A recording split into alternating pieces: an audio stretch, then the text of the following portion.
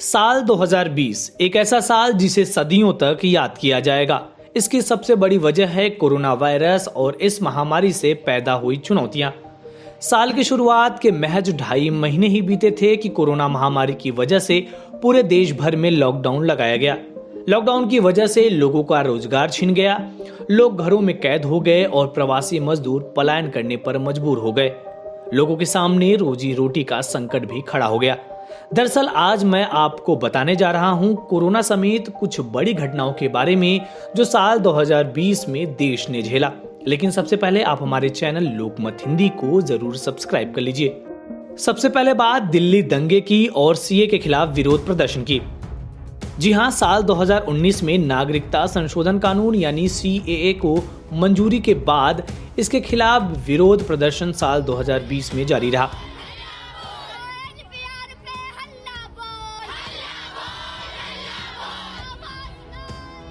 नागरिकता संशोधन कानून के खिलाफ दिल्ली के शाहीन बाग में लंबे समय तक प्रदर्शन चला और हजारों की संख्या में लोग शामिल हुए। शाहीन बाग प्रदर्शन के दौरान 82 साल की बिल्किस दादी खूब छाई रहीं और टाइम मैगजीन ने बिल्किस बानो को 100 सबसे प्रभावशाली लोगों की अपनी सूची में शामिल भी किया। वहीं सीए के विरोध में भड़की हिंसा फरवरी 2020 में दंगों में तब्दील हो गई। कई इलाकों में वाहनों में तोड़फोड़, आगजनी और पत्थरबाजी हुई। खबरों के मुताबिक दिल्ली दंगों में 50 से ज्यादा लोगों की मौत हो गई और सैकड़ों लोग घायल हुए थे। अब बात करते हैं कोरोना और तबलीगी जमात कनेक्शन की। कोरोना ने देश को ही नहीं बल्कि पूरी दुनिया को हिलाकर रख दिया और इस महामारी से अभी तक निजात नहीं मिल पाया है। देश में जब कोरोना की वजह लॉकडाउन लगाया गया तो देश की स्वास्थ्य सुविधाओं की लचर व्यवस्था खुलकर सामने आई।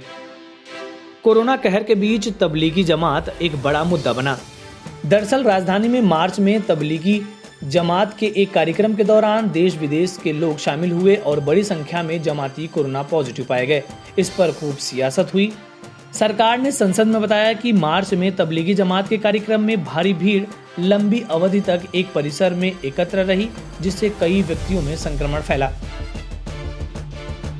बात करते हैं राम मंदिर के शिलान्यास की। सुप्रीम कोर्ट में लंबी कानूनी लड़ाई के बाद अयोध्या में भव्य राम मंदिर का रास्ता साफ हुआ और 5 अगस्त 2020 को प्रधानमंत्री नरेंद्र मोदी ने राम मंदिर निर्माण के लिए भूमि पूजन किया और मंदिर की आधारशिला रखी। लंबी कानूनी लड़ाई के बाद आए इस ऐतिहासिक क्षण को टेलीविजन पर करोड़ों लोगों ने देखा। आपको बता दें कि राम मंदिर तैयार होने में लगभग 36 से 40 महीने का समय लगने का अनुमान है। एक्टर सुशांत सिंह राजपूत की मौत देश में साल 2020 की बड़ी घटनाओं में से एक रहा। इस घटना ने न केवल फिल्मी जगत बल्कि पूरे देश को हिलाकर रख दिया। बता दें कि एक तरफ जहां पूरा देश कोरोना महामारी से जूझ रही थी, वहीं इसी दौरान जून महीने में सुशांत सिंह राजपूत अपने फ्लैट में मृत पाए गए। इनकी मौत को लेकर कई तरह की बातें सामने आई, जैसे नेपोटिज्म और आउटसाइडर। इस केस में रिया चक्रवर्ती का नाम भी खूब उछला। मुंबई पुलिस और बिहार की पुलिस में एक तकरार भी देखने को मिली। इस केस में ड्रग्स एंगल सामने आने के बाद एनसीबी अब तक कई जाने माने हस्तियों पर शिकंजा कस चुकी है। फिलहाल सुशांत की मौत की जांच सीबीआई कर रही है और अब तक इस मामले की गुत्थी अनसुलझी है। बात करते हैं भारत और चीन के झड़प की। साल 2020 में भारत चीन के बीच खूब विवाद हुआ। 15-16 जून की दरमियान रात गलवान घाटी में भारत और चीन के सैनिक आमने सामने आ गए और दोनों सैनिकों में हिंसक झड़प हुई, जिसमें भारत के 20 जवान शहीद हो गए। चीन को भी जान माल का खासा नुकसान हुआ था। हालांकि विवाद अभी तक चल रहा है। दोनों देशों के बीच कई दौरे की बातचीत भी हो चुकी है। वहीं इसी दरमियान भारत सरकार ने चीन को बड़ा झटका देते हुए देश में कई पॉपुलर चीनी ऐप पर बैन लगा दिया, जिसमें टिकटॉक, शेयर इट समेत कई ऐप शामिल हैं। अब बात मध्य प्रदेश के सियासी हलचल की। साल 2020 को मध्य प्रदेश की सियासत में खूब याद किया जाएगा। सूबे में राहुल गांधी के सबसे करीबी ज्योतिरादित्य सिंधिया ने कांग्रेस का साथ छोड़कर भाजपा में शामिल हो गए थे। इसके साथ ही कई कांग्रेसी विधायकों ने इस्तीफा दे दिया और कुछ दिन में कमलनाथ सरकार गिर गई और शिवराज सिंह चौहान एक बार फिर मध्य प्रदेश के मुख्यमंत्री बन गए। इसके बाद राज्य में उपचुनाव हुए। भाजपा ने 3 नवंबर को 28 विधानसभा सीटों पर हुए उपचुनाव में 19 सीट जीतकर सत्ता बचा ली, जबकि मुख्य विपक्षी दल कांग्रेस मात्र 9 सीटों पर सिमट गई। दिसंबर साल 2012 में राजधानी में हुए निर्भया गैंगरेप मामले में कोर्ट ने सभी दोषियों को फांसी की सजा सुनाई।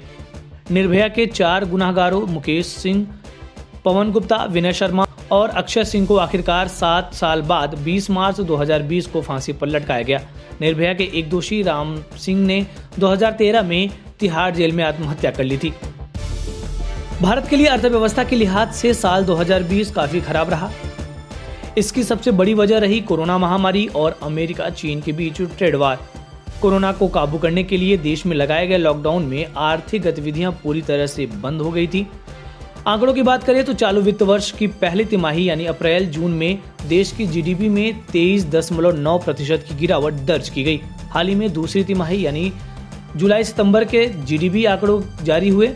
अनलॉक के तहत आर्थिक गतिविधियां फिर से चालू होने पर अर्थव्यवस्था की सेहत सुधरी है। जुलाई-सितंबर तिमाही में जीडीपी में 7.5% का संकुचन देखा गया। अब बात किसान आंदोलन की। साल के अंत में किसान आंदोलन कर रहे हैं। ये आंदोलन है केंद्र सरकार के 3 नए कृषि कानूनों के खिलाफ। भारी ठंड में किसान दिल्ली चलो अभियान के तहत राष्ट्रीय राजधानी और उसके आसपास के इलाकों में डेरा डाले हुए हैं और सरकार से लंबी लड़ाई को तैयार हैं। दरअसल किसान इन तीनों कानूनों को रद्द करने की मांग कर रहे हैं क्योंकि किसानों को इन कानूनों से फसल का न्यूनतम समर्थन मूल्य यानी एमएसपी खत्म हो जाने का डर सता रहा है और ये भी डर सता रहा है कि इस कानून से पूंजीपतियों को बड़ा फायदा होगा। खैर, इस मुद्दे पर किसानों और सरकार के बीच कई दफा बातचीत भी हो चुकी है, लेकिन अभी तक इस मुद्दे पर कोई हल नहीं निकल पाया है।